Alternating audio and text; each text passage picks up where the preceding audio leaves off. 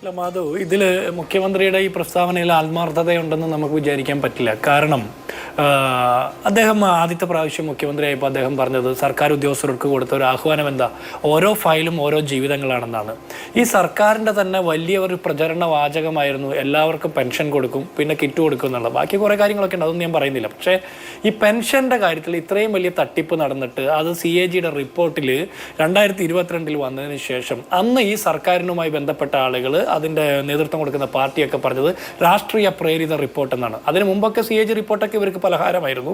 പിന്നീട് ഇവരുമായി ബന്ധപ്പെട്ട വിഷയത്തിൽ CAG റിപ്പോർട്ട് വരുമ്പോൾ അതങ്ങനെ മോശമായിട്ട് പറയുന്നു. ആയിക്കോട്ടെ, ഈ 2 വർഷക്കാലത്തിനിടയ്ക്ക് ഇന്നലെ പെട്ടെന്നൊരു സുപ്രഭാതത്തിൽ മിനിഞ്ഞാന്ന് ധനകാര്യമന്ത്രി പറഞ്ഞു 1458 സർക്കാർ ഉദ്യോഗസ്ഥർ അനധികൃതമായിട്ട് പെൻഷൻ വാങ്ങുന്നു എന്നൊക്കെ പറയുന്നു. ഇപ്പോൾ മുഖ്യമന്ത്രിയുടെ നേതൃത്വത്തിൽ നടന്ന അവലോകന യോഗത്തിന് ശേഷം വരുന്ന വാർത്തകൾ ഇവരിൽ നിന്ന് പലിശ സഹിതം പെൻഷൻ തിരിച്ചു മേടിക്കുമെന്നാണ്. അതുകൊണ്ട് മാത്രം പരിഹാരമാകുമോ? ഈ 1458 ഉദ്യോഗസ്ഥർ മാത്രമായിരിക്കാൻ ഒരു സാധ്യതയുമില്ല. ഇതിൽ വിപുലമായിട്ടുള്ള കൃത്യമായിട്ടുള്ള പഠനങ്ങൾ നടത്തിയിട്ടില്ല എന്ന് തന്നെയാണ് നമ്മുടെ ബോധ്യം. കൃത്യമായിട്ടുള്ള പഠനങ്ങൾ നടത്തി മുഴുവൻ ഉദ്യോഗസ്ഥരിൽ നിന്നും പണം പലിശ സഹിതം തിരിച്ചു മേടിച്ചാൽ മാത്രം പോരാ.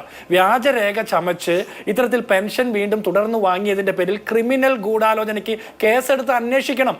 എന്താ സർക്കാർ ഉദ്യോഗസ്ഥർ മാത്രം ഇത്തരം തോന്നിവാസങ്ങൾ ചെയ്യുമ്പോൾ അവർക്ക് എന്തുകൊണ്ടാണ് ഈ സംരക്ഷണ കവചം കൊടുക്കുന്നത്?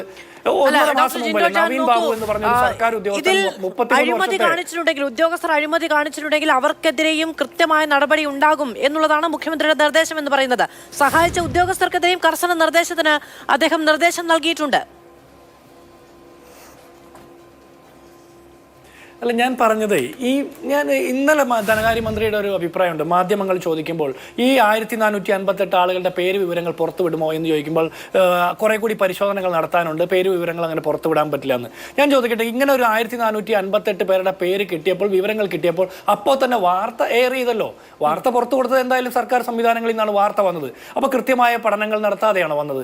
ഞാൻ പറയുന്നത് ഈ മുഴുവൻ ആളുകളുടെയും പേര് എന്തുകൊണ്ടാണ് വെളിപ്പെടുത്താൻ പറ്റാത്തത്?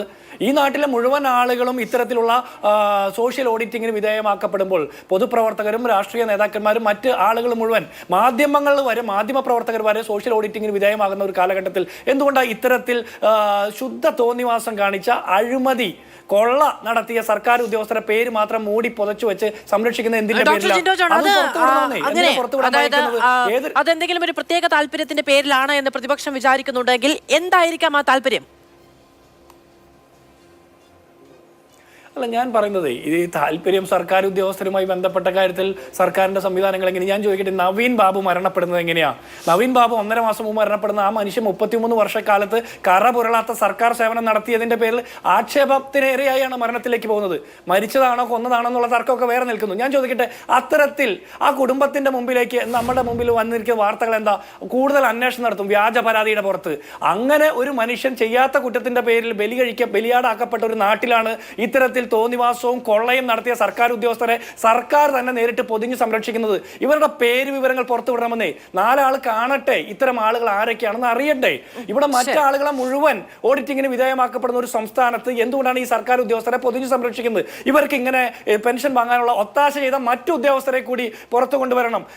ഈ സാധാരണ മനുഷ്യർക്ക് ഇല്ലാത്ത പ്രിവിലേജുകൾ ഇവർക്കൊക്കെ കിട്ടുന്നത് എങ്ങനെയാണെന്ന് നമുക്ക് പരിശോധിച്ച് അറിയണ്ടേ? ശരി, ഡോക്ടർ ജിൻഡോ ജോൺ ആണെങ്കിലേക്ക് വരാം.